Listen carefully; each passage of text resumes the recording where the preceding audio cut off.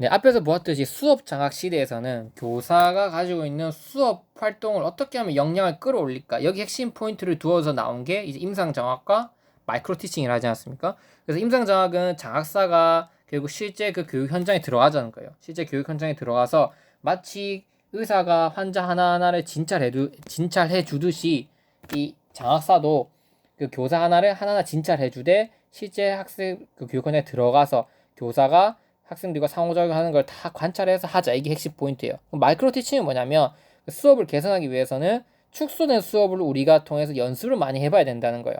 그래서 정의가 실제 수업보다 축소된 수업 목표, 수업 시간, 압축된 수업 상황을 실습해서 이를 녹화해서 돌려보면서 비평하고 비평에 따라 다시 계획을 세워서 수업하고 녹화하여 비평하는 것을 반복하면서 순환적 과정을 통하여 수업 기술을 습득하는 방법이다. 어렵게 돼 있지만 결국 핵심은 뭐냐면 수업하기 전에 축소된 수업을 해보는 거예요. 축소 수업.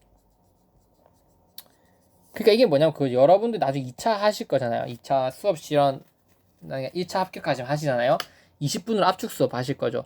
그리고 그 학생들도 그 평가자들 3명이 앉아 있잖아요. 그러니까 학생 수도 뭐 보통 30 뭐 20 요즘 25명에서 30명 정도 되잖아요. 한 반에. 뭐 지역마다 다르겠지만 근데 그 평가자 3명으로 하고 그 다음에 압축된 40분, 45분에서 50분 정도 수업을 20분으로 축소해서 하는 거잖아요. 그게 마이크로 티칭이에요.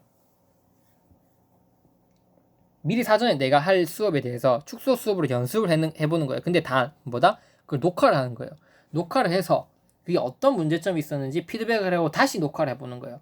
그러면서 본 수업에서는 어떻게 되겠습니까? 정말 잘할 수 있게 되겠죠. 그게 마이크로 티칭 핵심입니다. 마이크로 티칭은 축소 수업 플러스 뭐다? 녹화입니다. 녹화. 이 두 가지 키워드만 기억하시면 돼요. 녹화. 그래서 수업 절차는 총 4가지. 계획을 세우고 진행하고 녹화했겠죠? 피드백이 평가하고 다시 수업하자. 이렇게 된 건데 살펴보면 결국 수업 대상, 장소, 교실의 크기, 수업 내용 및 진행 방식 등에 대해 자세히 계획하고 준비한다. 특별히 기능적인 측면에서 어떤 부분의 교수법을 향상시키고자 하는 것인지에 대해서 목표를 설정한다. 계획을 세운다는 거죠. 진행을 한다. 축소된 학급 수도 축소되고 수업도 축소되도록 진행을 하는 거예요. 모방학습의 대상이 되는 교수 수업을 관찰하는 후 습득한 교수법을 활용하여 실제 진행하고자 하는 수업과 유사한 형태로 모의 수업을 진행한다. 이때 추후 피드백을 위해 반드시 비디오를 통한 녹화를 진행한다. 이게 녹화를 하는 게 제일 중요하겠죠? 녹화를 하고 피드백을 평가할 때는 수업을 진행한 예비교사의 자기평가, 체크리스트를 통한 평가, 녹화 녹음된 수업 내용들을 분석과 평가, 동료들이나 지도교사의 조언과 평가, 다양한 방식으로 이루어질 수 있다. 핵심은 이거예요. 마이크로 티칭의 가장 큰 장점이에요. 첫 번째, 녹화된 거기 때문에 자기가 자기 수업을 볼 수 있다는 거예요. 첫 번째, 자기가 자기 수업을 본다.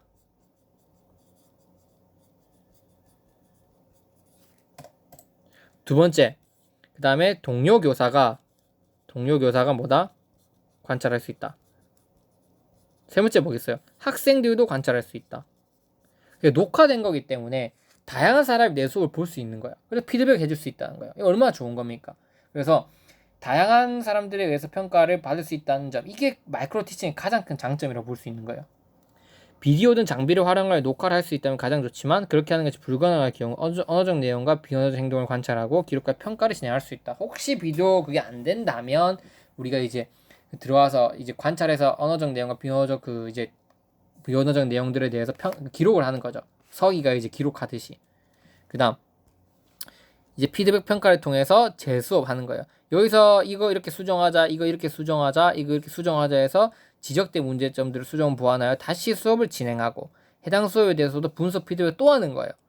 재수업은 이전 피드백 단계에서 논의되었던 사항들을 반드시 반영할 수 있도록 하고 빠른 시일 내에 진행한다. 그래서 본 수업 때는 어떻게 된다? 최대한 좋은 상황의 어떤 결과물을 만들어내자. 이게 마이크로 티칭 핵심이죠. 그래서 마이크로 티칭의 핵심은 뭐냐면 이게 저는 이 효과가 아마 시험에 나올 확률이 제일 높다고 생각합니다. 첫 번째, 스스로 관찰하여 자기 장악이 가능하다. 뿐만 아니라 녹화된 수업으로 동료 교수자와 수업에 대한 논의를 실시하면서 다양한 수업 방법을 공유할 수 있고 학생 평가도 가능하다. 이처럼 마이크로 티칭은 녹화로 진행된다는 점에서 다양한 방법에서 평가를 받을 수 있다는 장점이 있다. 이렇게 한번 서술해 주시면 돼요. 두 번째, 막연하게 수업의 질을 평가하고 부족한 점을 지적하는 데 그치지 않고 구체적으로 무엇을 개선해야 할지 방향성을 제시해준다. 또한 연습을 통해 실제 수업을 진행하는 것에 대한 부담감을 줄일 수 있다. 미리 연습을 하면 되면 실제 수업 현장에서 뭔가 뭔가 긴장되고 부담될 수 있잖아요. 그거를 줄여나가는 거예요. 한번 긴장감을 이완시켜 나갈 수 있다는 거죠. 이처럼 마이크로 티칭은 수업에 대한 성공감을 높여주고 교수자의 자기 효능감을 향상시킨다. 왜냐하면 자기가 자기 수업에 대해서 뭔가 성공에 대한 확신감이 일어나기 시작하거든요. 내가 진짜 이 수업 성공할 수 있을 것 같은데, 이 수업 성공함보다 학습자들 올바른 방향으로 이끌어낼 수 있을 것 같은데, 교수자의 교수 효능감, 교사 효능감이 자기 효능감을 향상시키는 가장 큰 방법이 마이크로 티칭이라고 볼 수 있는 거죠. 그래서 이렇게 마이크로 티칭과 앞에서 했던 임상 장학은 수업 장학 시대 가장 큰 핵심 포인트다, 이렇게 볼 수 있습니다. 그리고 마지막으로 발달 장학에 대해서 한번 살펴보도록 하겠습니다. 발달 장학 시대에서 시험에 나올 수 있는 건 뭐냐면 바로 인간 자원 장학입니다. 제가 앞에서 말씀드렸었습니다. 그래서 서지오바니라고 한 학자가 아마 기억나실 텐데요. 이 서지오바니에 의해서 인간 자원 장학이 이제 교육 행정에 적용되면서, 인간 자원론이 교육에 적용되면서 서지오바니가 인간 자원 장학이라고 하는 것들을 이제 시스템 바꾸게 됐다고 이렇게 말씀을 드렸었습니다. 서지오바니는 학교장 지도성 해서 나올 수 있는 핵심 포인트가 있었고, 또 인간 자원 장학, 인간 자원론을 교육 행정의 행정 장학 분야에 끌고 들어와서 인간 자원 장학을 만들어내는 분이라고 제가 말씀드렸죠. 그래서 발달 장학 시대에서 나올 수 있는 건 인간 자원 장학이기 때문에 이것만 한번 더 보고 한번 넘어가 보도록 하겠습니다. 결국 인간의 가능성을 신봉하며 인간이 이 일을 통해 자아 실현을 추구하는 존재로 가정한다. 인간 자원 장학에서 가장 큰 핵심 포인트는 뭐냐면 인간이 자아 실현을 추구하는 존재라는 겁니다. 인간관계론에서 인간이 가지고 있는 가장 핵심 큰 포인트는 뭐냐면 인간은 사회 심리적 요인에 의해서 동기화되는 존재라고 본 것이죠. 이 두 가지가 가장 큰 차이점입니다. 그걸 머릿속에 꼭 기억하셔야 됩니다. 그 메슬로우 욕구 위계설에 이렇게 따르면 여러 가지 욕구 위기가 있었지 않습니까? 인간 자원 장학은 결국 인간은 자아 실현을 추구하는 존재다. 여기에 해당되는 거고, 인간관계론은 인간이 가지고 있는 사회적 심리적 욕구들, 뭐 누구랑 일하는 친화관계, 존경 욕구, 그런 것들, 이 밑에 있는 욕구들을 가지고 있는 존재, 이렇게 보게 된 거죠. 그 둘 다 의의가 있는 겁니다. 결국 중요한 건 자아 실현을 가진 존재인데, 궁극적으로는 교사들의 참여를 통해서 학교의 효과성을 증대시키고, 교사가 참여를 하면 학교 효율성은 증가되는 거예요. 왜냐하면 교사가 참여를 시키면 뭐가 발생하냐면 내가 할 수 있냐, 내가 한번 이제 교장이 이제 교사들을 참여시키는 거예요. 너네가 한번 해봐라, 이렇게 되는 거죠. 그러면 교사는 뭔 생각을 하냐면 내가 할 수 있어? 내가 이 돈 지원 받아서 학생들 내 마음대로 한번 내 방식대로 한번 지도해 볼 수 있어? 그럼 한번 해봐야지 하면서, 왜냐면 인간은 무슨 욕구를 가지고 있으니까 자아실현 욕구를 가지고 있지 않습니까? 참여를 하게 되면 인간은 목표를 효율성을 달성할 겁니다. 어떻게 하면 아이들한테 좋은 걸 경험시켜주지? 뭐 예를 들면 토론 대회를 한번 만들어 볼까? 아니면은 뭐 체험학습, 현장 체험학습을 한번 가볼까?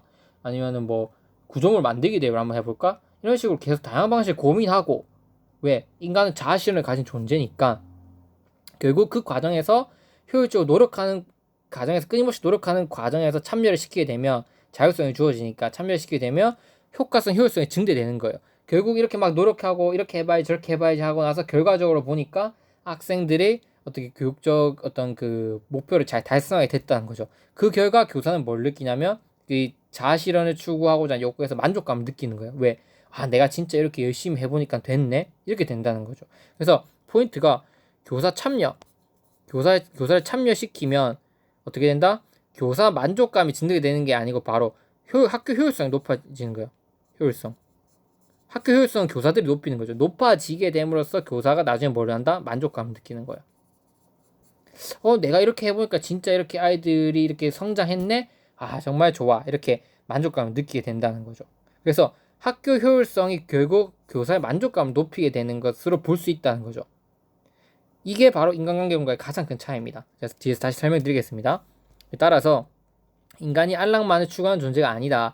인간은 자아실현의 어떤 욕구가 있다. 이를 통해 자아실현을 추구한다는 기본 가정하에서 학교 과학 성취를 통한 직무 만족에 초점을 둔다. 이렇게 되면 최근 장학론의 추세가 지도성을 강조하는 방향으로 흐르고 있는 것과 무관하지 않다. 이렇게 교사 개인이 어떤 자기가 원하는 걸 투입해서 만들어낸다. 이것을 우리가 이끌어내자고 하는 건 결국은 뭡니까? 자기 지도성을 강조하는 방향으로 흐르고 있는 거죠. 셀프 리더십 혹은 우리 최고랑 리더십을 가지는 방향으로 만드는 건가 일맥상통하다, 이렇게 볼 수 있는 겁니다. 그래서 인간 자원 장학은 결국 뭐다? 교사들이 지도성을 갖추도록 만들어 나가는 것이라고 또 하나 볼 수 있다는 거죠. 인간 자원 장악. 그래서 여기 인간관계론과 비교를 해보자면, 인간관계론은 인간이 가진 가장 중요한 욕구를 뭐로 보았냐면 사회관계 욕구로 봤어요. 그렇기 때문에 뭐냐면, 일단 만약에 교사를 의사결정에 참여시켜 주는 거예요. 그러면 바로 만족도가 증가해요. 교사는. 왜냐면 나를 참여하게 해주네, 나를 존중해주네, 이런 느낌이 드는 거예요. 내가 진짜 여기서 내 의사를 표현할 수 있다고? 난 진짜 기분이 바로 좋아지는 거죠. 그래서 만족감이 증가하고, 그 차원에서 만족감이 증가하니까 학교 차원에서는 효과성이 높아진다고 보는 거예요. 교사들의 심리 사회적 만족을 높이게 되니까, 자, 높여줬지? 그래서 그 결과로 효율성을 증대시킨다, 이렇게 보는 거예요. 자, 너 이거, 예를 들면 이거 똑같은 거예요. 내가 돈 줬으니까 너 열심히 해. 이거랑 똑같은 거예요. 근데 돈 준 게 아니라 내가 너 원하는 친구랑 같이 있게 해줬지? 그러니까 열심히 해, 이거예요. 결국에는 인간이 수단으로 작용할 수밖에 없어요. 인간관계로는. 맞잖아요. 자, 돈을 주니까 열심히 하는 거나, 원하는 친구랑 일하게끔 해주니까 열심히 일하는 거나, 결국 인간은 수단화되어 있는 거예요. 근데 인간 자원은 수단화되어 있는 게 아니에요, 보면. 왜냐면 누가 해서 그런 게 아니야. 의사결정에 참여시켜주면 내가 할 수 있다고, 내 스스로 무언가를 해보고 그 과정에서 만족감이, 그 스스로 해보는 과정에서 이미 그 효과성 올라간 거예요. 그 효과성의 결과 교사의 직무 만족도가 증가하게 된다는 거죠. 왜냐면 내가 이렇게 해볼까? 이렇게 하니까 진짜 아이들의 그 교사학습 능력이 올라갔네? 그러니까 나는 만족감이 증가하게 된다는 거죠. 교사 만족도는 더 나중에 온다는 거예요. 효과성, 효율성을 운영하고 나서 오는 게 만족감이라는 거예요. 그래서 이 학교 차원의 효과성, 효율성이 교사의 만족도를 높인 수단이 되다 보니까 바뀌게 된다는 거죠. 그래서 왜 인간 자원론에서 인간이 가지고 있는 가장 큰 욕구는 뭐로 보니까? 자아실현 욕구로 보니까. 그래서 의사결정에 참여를 시키면 인간은 목표를 달성하고자 하는 욕구가 발생한다. 이 목표를 효율성으로 달성하게 되고, 그 결과 교사는 자아실현의 만족감이 증가하게 된다, 이렇게 보는 거예요. 그래서 발달 장악 시대에서 나올 수 있는 건 뭐다? 인간 자원 장악이다. 서지오바니가 주장한 인간 자원 장악이 나올 수 있고, 인간 자원 장악의 관점에 따라서 그 교사가 필요한 교사에게 필요한 장악의 관점이 뭐냐? 그러면 이제 그 장악은 리더십이다, 이렇게 볼 수 있다. 지도성이다. 지도성을 강조하는 방향으로 장악이 실시되어야 된다. 그럼 지도성을 강조하는 방향으로 장악이 실시되어야 하는 이유를 설명할 때 그 근거를 뭘로 해야 되냐면 이 과정으로 보는 거예요. 왜 장악이 교사들이 지도성을 가지고 있냐 안 가지고 있냐, 그 부분을 초점을 놓아야 되는가? 그 이유는 인간이 자아실현의 욕구를 가지고 있기 때문이다. 이렇게 서술을 해주셔야 됩니다. 이 인간 자원 장악도 분명히 나올 수 있습니다, 여러분. 그럼 여러분 헷갈리실 거예요. 도대체 이거 뭐 어떻게 서술해야 되지? 어떻게 시험에 나올까? 헷갈리실 텐데, 제가 봤을 때 이렇게 나옵니다. 인간 자원론에 따르면 장악이 해야 될 역할은 뭐다? 결국 장악 담당자들은 교사들이 모두가 지도성, 리더십을 가질 수 있도록 만드는 게 목적이 되는다. 그 이유가 뭐다? 인간은 자아실현 욕구가 있다. 왜?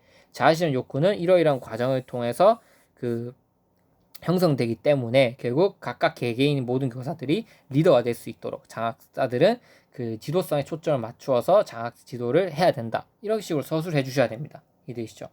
이 부분도 충분히 나올 수 있다. 자, 그럼 이제는 우리가 앞에서 뭘 살펴봤냐면 장악의 발달 과정에 대해서 한번 살펴봤습니다. 결국 장악이라고 하는 거는 앞에서 우리가 보았듯이 이제 관리 장악부터 시작해서 어떻게 됐습니까? 관리 장악에서 협동 장악, 수업 장악, 발달 장악으로 이루어지게 됐죠. 그래서 각각 장악 시대마다 시험에 나올 수 있는 포인트들을 제가 찝어줬습니다. 이제부터는 뭘 할 거냐면 학교 교내에서 운영할 수 있는 교내 장악이 어떠한 유형들이 있는지에 대해서 한번 살펴볼 겁니다.